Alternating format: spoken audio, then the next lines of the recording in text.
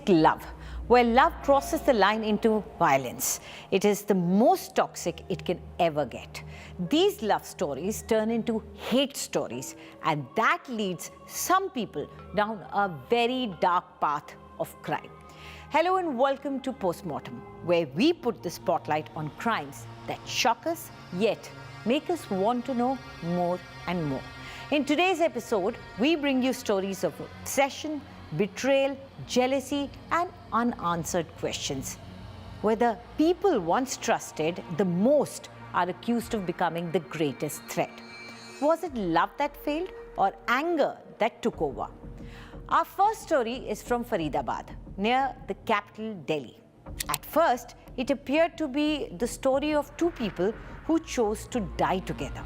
But a blood-stained hammer, two mobile phones, and two families making completely opposite allegations have turned this into a case where every answer raises an even bigger question.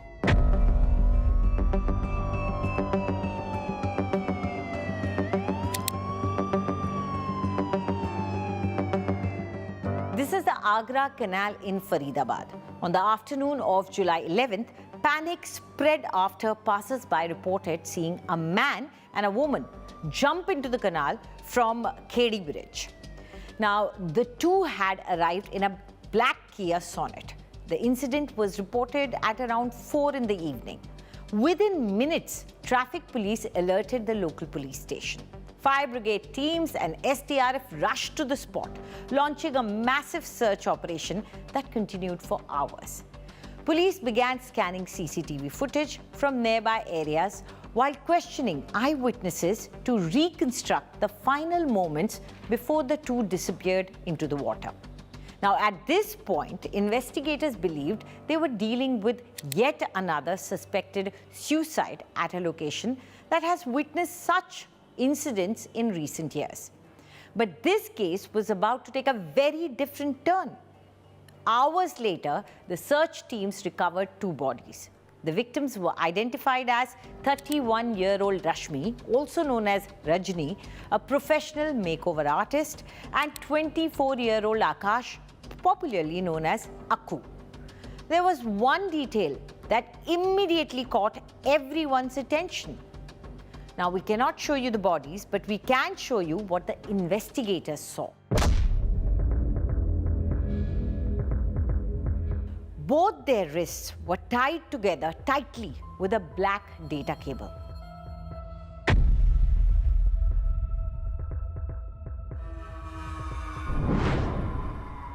At first glance, it looked like a suicide pact, as if the two had deliberately tied themselves together before entering the canal so that neither could back out. But the crime scene had another surprise waiting. Just a few meters away stood Rashmi's black Kia Sonet. Inside the vehicle, police recovered two mobile phones and something far more disturbing, a blood-stained hammer. If this was a suicide, what was a blood-stained hammer doing inside the woman's car? That single discovery transformed what looked like a straightforward double suicide into a deeply suspicious death investigation. Before we examine the evidence, let's first hear from Rashmi's husband, Shivam Kumar. जिस तरीके से हाथ बंधे हुए थे बॉडियों के, तो उस तरीके से क्या लगता है आपको? सर, मुझे तो आइडिया नहीं है कि ये है क्या, मैं भी समझ नहीं पा रहा हूँ क्योंकि मेरे अंदर भी बहुत सवाल चल रहे हैं जिसके जवाब किसी के पास नहीं है। अब वो जांच में ही पता लगेगा कि क्या निकल कर आता है। According to Shivam, this was never a love story. It was a case of relentless harassment. Shivam told police that he and Rashmi had been married for nearly 10 years and lived in Sector 31 with her younger brother. For the last 2 months, Rashmi had been attending a gym near their home. That is where she met Akash, a gym trainer. According to Shivam, Akash became obsessed with Rashmi and began stalking her. Rashmi complained to her husband, who confronted Akash. Now, the young trainer, according to the husband, apologized. Even Akash's family reportedly intervened and apologized to Rashmi. For a while, the harassment stopped. But according to Shivam, it soon began again. 10 days before the incident, Akash allegedly resumed following and troubling his wife Rashmi. Then came July 11th. Rashmi reportedly told her brother that she was going to meet Akash one last time to ask why he continued to harass her despite repeated warnings. Now at around 2 p.m., she left home in her car. That was the last time her family saw her alive. A little over 2 hours later, Shivam received a phone call informing him that his wife and an unidentified young man had jumped into the Agra Canal. When he reached the spot, his wife's car was still there. Inside it were 2 mobile phones and the blood-stained hammer. Now, Shivam believes Akash attacked Rashmi with that hammer before throwing her into the canal and jumping himself as well. But that is only one side of the story, because Akash's family completely rejects this version.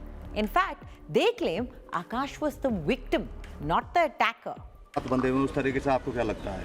बिल्कुल सरासर डर लगता है। सबसे main बात कि लड़के पे जिस तरीके से प्रहार हुआ है ना, वो देख के लग ही नहीं सकता कि कोई भी आदमी अपना इस तरीके से प्रहार कर ले। अच्छा।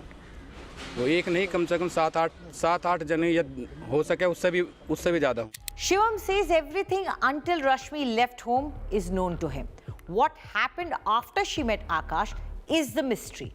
But while Shivam insists Akash attacked his wife before taking his own life, the evidence recovered from the scene and the allegations made by Akash's family paint a completely different picture. Now, according to them, this was never a suicide. They allege it was a carefully planned murder, and they directly accuse Rashmi's husband, Shivam, of orchestrating it. Party जैसे कि सामने वाली जो party है, जो लड़की पक्ष है, वो ये कह रहे हैं कि हमारा कोई कसूर नहीं है, हमारा कोई जो है बीच में उसके लेना देना नहीं है। तो आप लोगों का क्या कहना है? ये गलत है, मर्डर करा है इसके पति की। The bodies recovered from the canal had visible injuries. Akash's family claims the wounds on his face and other parts of his body clearly indicate he was assaulted before his death. They reject the theory that he could have caused those injuries himself. According to them, Akash had gone to meet Rashmi only because she had called him. She allegedly arrived in her own car and picked him up. What happened after that, they claim, was not a suicide pact, but a murder conspiracy. Akash's relatives allege that he was attacked with a hammer, killed elsewhere, and later dumped into the Agra Canal to destroy evidence. They further claim that not just Shivam, but several others may have been involved.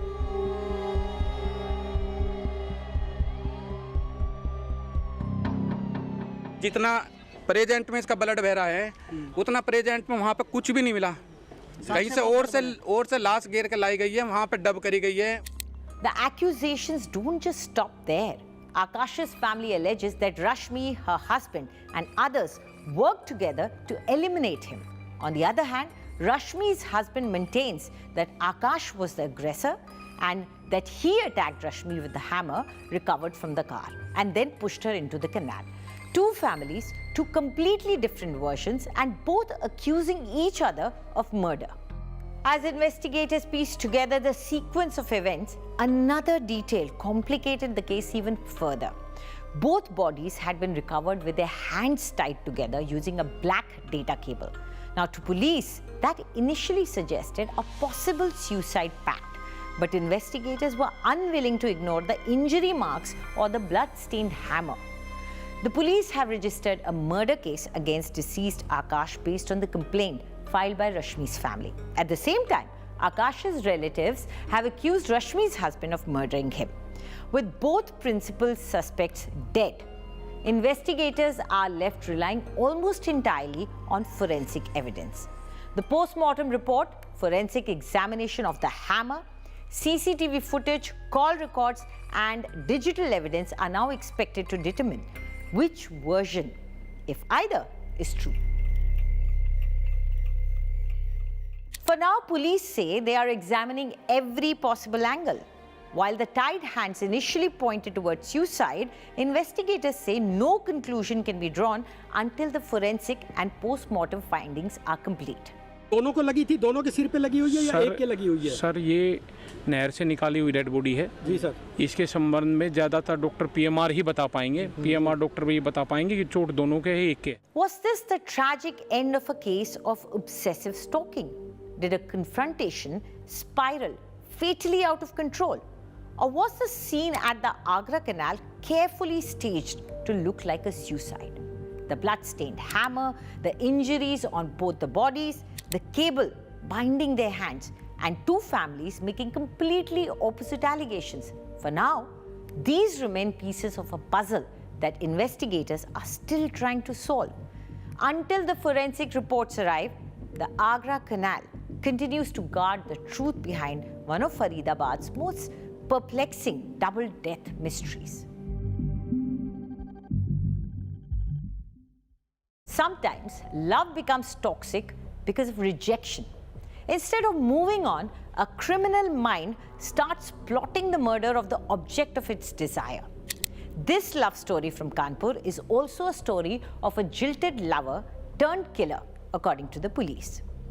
A relationship that lasted almost 5 years, a conversation about marriage, and then a decision that allegedly turned love into murder. When a young bank employee was found burnt inside her rented room in Indore, it appeared to be either a tragic accident or suicide. But investigators say the truth was far more sinister. According to police, the fire was never the cause of death. It was allegedly a cover-up. On July 26, residents of Tapeshwari Bagh colony in Khajrana area noticed smoke coming from a rented room. Inside, police found the partially burnt body of a young woman. She was identified as Palak Kashyap, a bank employee who had reportedly been out of touch with her family for nearly 2 days. The condition of the room suggested two possibilities. Either Palak had died in an accidental fire, or she had taken her own life. Now, at first glance, nothing appeared to point towards a murder. But experienced investigators chose not to jump to conclusions. Every object inside the room, every burn mark, every piece of forensic evidence was carefully preserved because sometimes the fire tells only part of the story.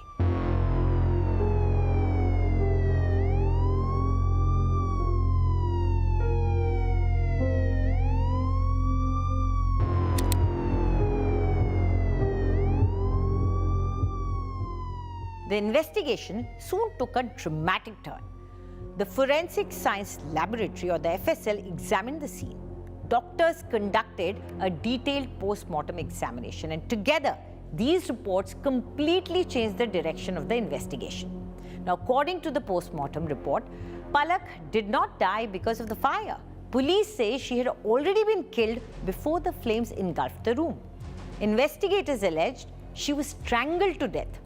Only afterwards was petrol poured over her body and set ablaze. According to police, the fire was allegedly staged to make the death appear accidental or possibly a suicide. What first looked like a tragic fire had now become a carefully planned murder investigation. Now, with that in focus, Khajrana police began reconstructing Palak's final hours. Investigators collected CCTV footage from roads surrounding the colony. Dozens of cameras were examined. Then one particular recording caught the attention of investigators.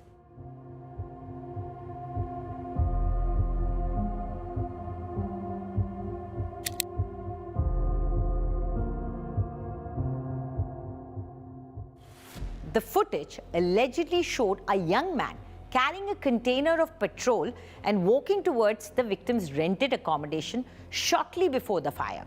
That single CCTV clip became the breakthrough police had been searching for.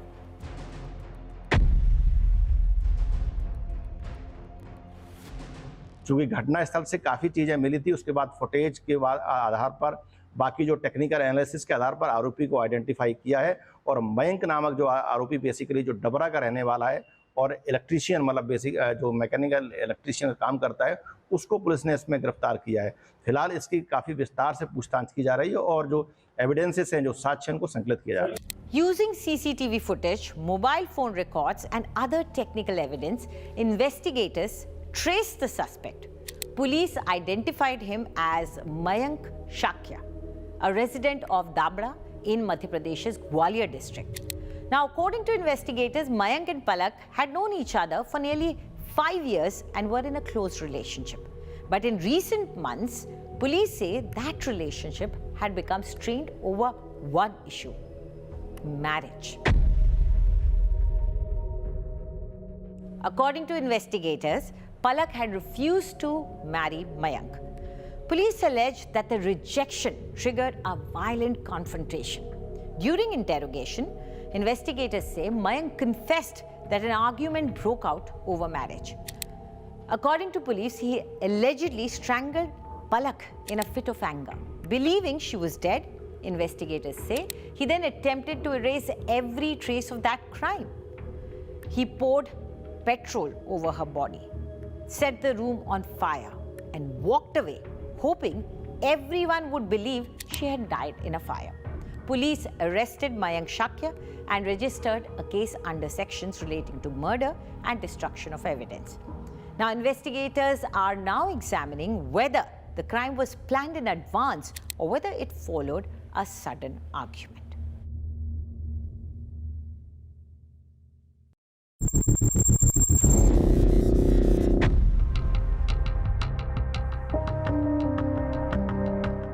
Love and relationships can sometimes reach breaking points and create toxic situations. Now is a story of such possible breakdown. But the toxicity here is not limited to the relationship. It crept into the morning tea. A chartered accountant claims his wife spent 6 months trying to slowly poison him and his elderly parents. The wife says it's all a carefully planned conspiracy to frame her so her husband can divorce her, escape criminal cases, and marry another woman. So who's telling the truth?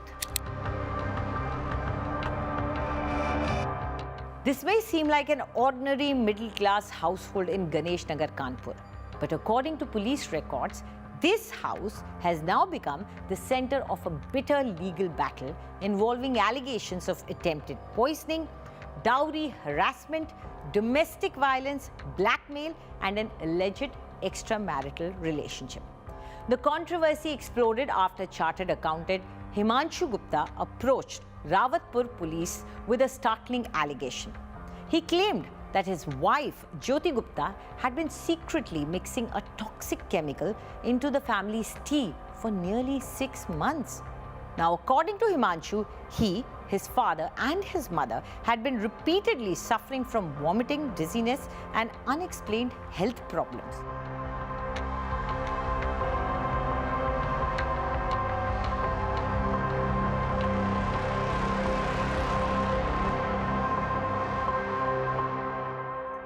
According to Himanshu, when the illness refused to stop, suspicion entered the house.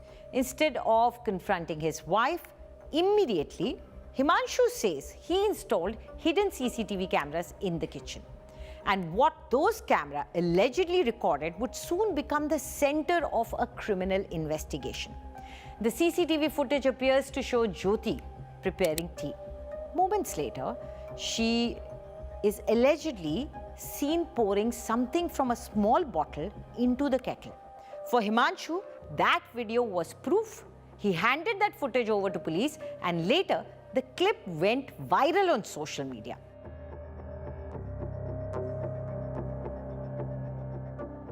He alleged that his wife had been inspired by crime television shows and was attempting to slowly poison the family without raising suspicion. A case was registered and investigators began examining the CCTV footage, medical records, and the contents of the kitchen items. But just as public opinion appeared to turn against Jyoti, she decided to speak. Jyoti Gupta completely rejects the allegations that were made against her, that she ever tried to poison anyone. She works as a pathology technician in a government hospital. According to her, there was never any chemical in the tea.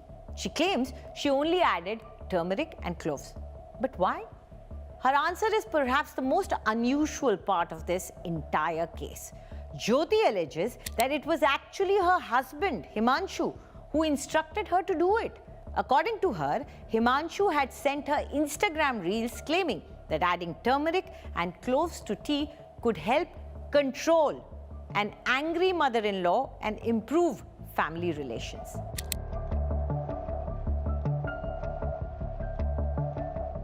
She says she simply followed those instructions, believing them to be harmless.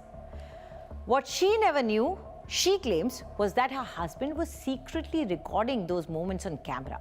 Now, according to Jyoti, those very videos are now being used against her, and she believes there's a reason behind it. A much bigger reason than just a cup of tea. According to Jyoti, the viral CCTV clips surfaced nearly 1.5 years after they were recorded. She questions why. If the footage truly showed an attempt to murder the family, her husband neither immediately informed the police nor produced the videos during the early stages of their legal disputes. Instead, she claims the footage appeared only after criminal cases filed by her against her husband and in-laws had progressed, with police filing charge sheets in those cases. Now, Jyoti alleges the poisoning story is completely fabricated. She claims Himanshu wants to divorce her, avoid prosecution in the dowry and assault cases, and marry another woman with whom she alleges he was already in a relationship before their marriage. She further claims her family spent nearly 75 lakh rupees on the wedding and that her husband continued demanding more even after marriage. Himanshu has denied all these allegations, and this is precisely where the investigation becomes complicated. Because today, there are not one, but two criminal narratives running parallel. In one, a husband claims his family narrowly escaped slow poisoning. In the other, a wife claims she is the victim of a carefully planned conspiracy designed to destroy her life. तो मैंने पैसे देने से उनको मना किया तो मेरी सास मुझे पसंद नहीं करती थी, वो मुझे हमेशा टॉर्चर करती थी, खाना नहीं देगी, पति के साथ नहीं रहने देती थी, मुझसे पति को अलग करवाती थी। तो मेरे हस्बैंड ने ही मुझे कुछ ऐसे वीडियो भेजे इंस्टाग्राम पे कि कुछ तांत्रिक वीडियो भेजें कि आप ऐसा करिए कि आपकी और सास की आपकी बनेगी, आप में दोनों में बॉन्डिंग अच्छी हो जाएगी, आप में प्यार बढ़ेगा, तो हम लोग घर में भी अच्छे से रहेंगे। जिसकी वीडियो मेरे पास है, इंस्टा पे मेरे पास है। तो ये किसने भेजा था, किसकी आईडी से भेजा? ये मेरे पति हिमांशु गुप्ता ने भेजा था हमें। अपनी आईडी से? जी, अपनी आईडी से। आपको? जी, उसमें ये हल्दी और लौंग का ही जिक्र है, जो उन्होंने मेरे पति के मुताबिक मैंने बताए हुए कहने पे किया, और करने के बाद मेरे पति ने उसको छुपा के वीडियो बना लिया। मुझे